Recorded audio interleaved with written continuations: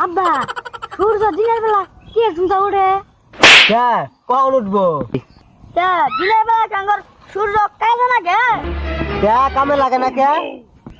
আব্বা দিনের বেলা তো এমনি আলো চায়, আইতের বেলা তোর আলো চায় না। রাত করে সূর্য উঠলে একটু ভালো হয় না? আব্বা আরেকটা কথা, আবার কি কথা? মানুষ কয় ইজ্জত চলে গেল, ইজ্জতটা কোনে যা? আব্বা এই কথা নয় বাতি দিলাম, আরেকটা কথা আছে। আচ্ছা ক শুনি।